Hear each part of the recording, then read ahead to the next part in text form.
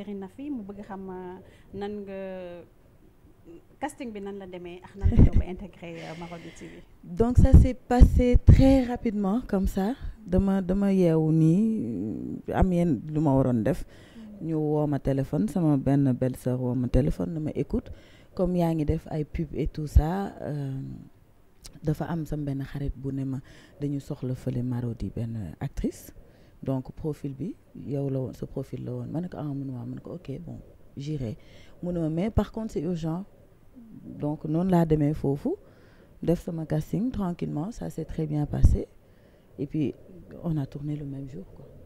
Donc man à la base même quand je regardais Nafi je regardais ça parce que Sandra en fait def nañu benn pub ensemble quelques mois avant donc dama ko doon seetaan je me disais que c'est chouette qu'elle ait trouvé un rôle et tout parce qu'elle le voulait en fait elle a toujours voulu ça en tout cas d'après ce qu'elle me disait ci laps de temps bu ñu passé ensemble donc ma ko doon xool mais xaw ma woon ne sax un jour viendra ma def série vraiment xaw ma ko woon vraiment. Et qu'est-ce qui a été le plus difficile lan moo ci gënoon metti durant ci tournage yi. amul woon vraiment lu metti parce que non parce que ça fait plus de 12 ans que ça fait 12 ans maintenant que may def ay pub ñu may formé j'ai été formée bu dee côté cinéma par exemple vite fait luñ ma jàngal ci pub la te c'est grâce à Christophe Tardy tu vois bu RDV léegi Sénécap la tudd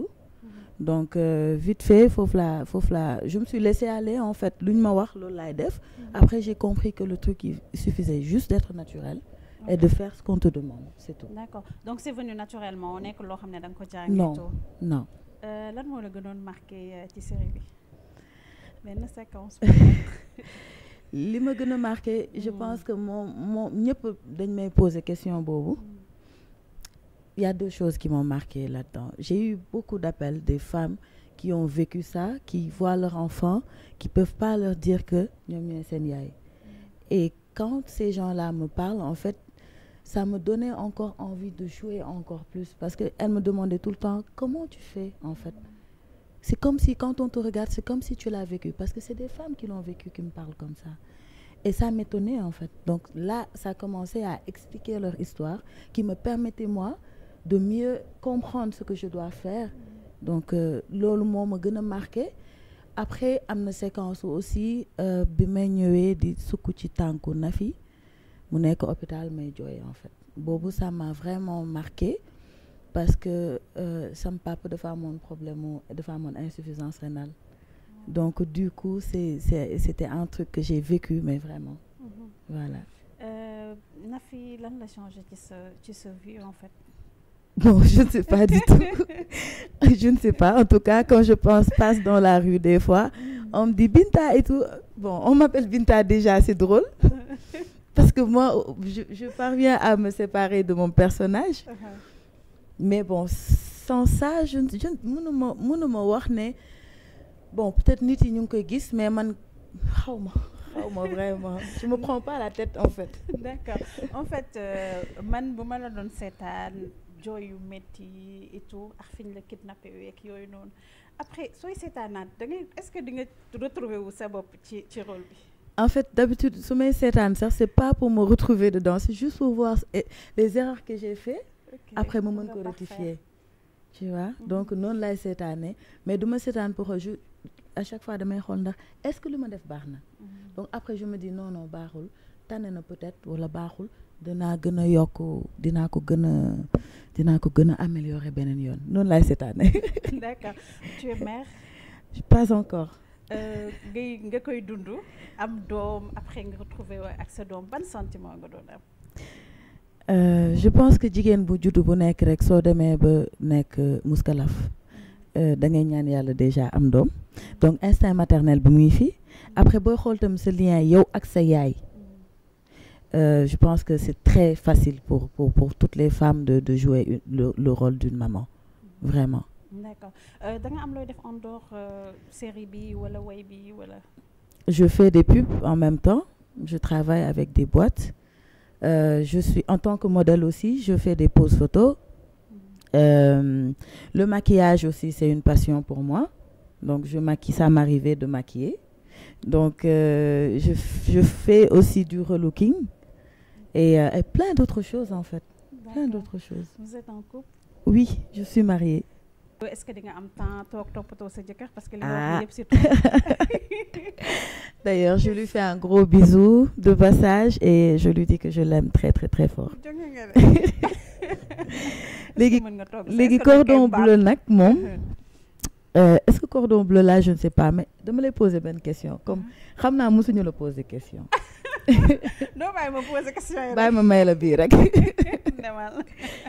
léegi dama bëgg a xam ndax lébu mën na togg wala mënul togg. ah puis dañuy mën togg bu baax. ah kon tontu nga ma kon baax na. lan mooy sa ay hobby say distraction li ngay def say loisir. J'aime bien dem cinéma wala dem plage au bord de la mer waxtaan ak samay xarit des fois bouger génn wala dem je sais pas hobby y a pas beaucoup de choses à faire ici à part le sport à part voilà quoi. Ok donc ñu gis ci série bi nga bëgg li nga xam te ne moo di lecture et tout ça est-ce que sa passion la wala c'était juste la série. Non, c'est juste la série. Je ne suis pas du tout en fait je cherche beaucoup. Je surfe beaucoup en fait sur internet, je me documente, mais si c'est lire comme ça m'arrive de le faire, mais j'ai pas vraiment le temps en fait. Bon, on doit lire, les gens te diront bah c'est scandaleux machin, mais il y a rien de scandaleux dans ça. Je suis désolée. Vous êtes romantique? Très romantique. Aujourd'hui gis nañ ne que boo commencé génn télé nekk star mën nga xëy ñu bindal la dara ci internet bi loo xam te ne c'est positif comme c'est négatif est-ce que yaa ngi xaar loolu. maa ngi ñaan daal bu mu am mais ku fes est-ce que mën na bañ loolu am je ne sais pas parce que ñu muy dal tamit gënuma leen mais ku sañoon du la dal parce que budul yow sax sa entourage d'abord yow mën nga ci bañ a souffrir mën nga ci bañ a am dara mais sa entourage daf leen di affecté parce que j'ai vu des gens à qui c'est arrivé mais voilà quoi je veux dire c'est inhumain c'est pas loolu c'est pas bien. D'accord donc en tant que femme tey doo fi ñëw ba dem du ma la laaj phénomène bi nga xamante ni nekk na ci dëkk bi xale jigéen bëggatuñu polygamie ñoo ngi def ay animosité yow yaa ngi réer xanaa tamit yow bëggoo beneen ñëw. lay taxal wujj de. man ragaluma. D'accord donc ban conseil ngay jox tey les femmes comme ñun.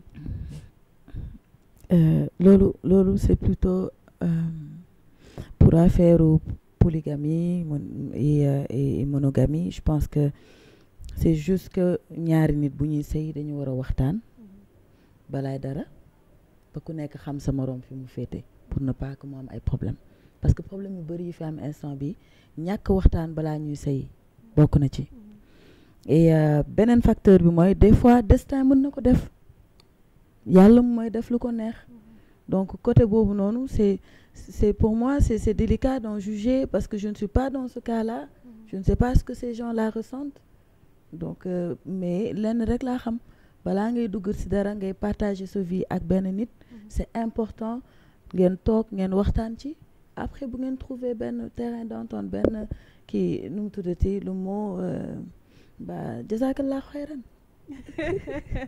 D'accord lan mooy sa ay projet. Samay projet pour l'instant je suis très focus ci sama album ci samay tournées et ci bëri du ma ne bëri na bëri mais bon en tout cas instant yi lu ma mën a trouver tout wax projet en 2019 pour 2019 bi nii c'est plutôt la musique quoi. D'accord. Ouais. Votre dernier mot. Je vous remercie vraiment vous êtes très agréable déjà et je suis tellement bien que vraiment j'ai même pas envie que ça se termine maa leen di nuyu yéen ñëpp di la sant bu baax di leen sant di leen gërëm gis naa message yi gis naa snap yi challenge yi gis naa lépp vraiment c'est vraiment je suis très touchée par seen réaction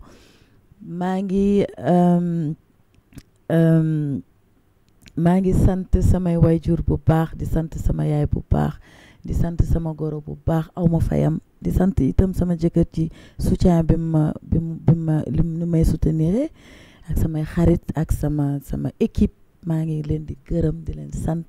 Love you Sénégal, I love you so much. Dooma teewul dooma amati bum la bàyyee dooma gisati lum la yéene mopp love you fim lay yóbbu akro ci loolu dundu real game jox la sweet drugs may la li la neex ba fu mu yam neex kañu dundu real game jox la sweet drugs may la li la neex ba fu mu yam neex.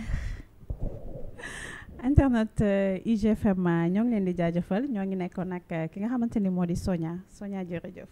Merci beaucoup.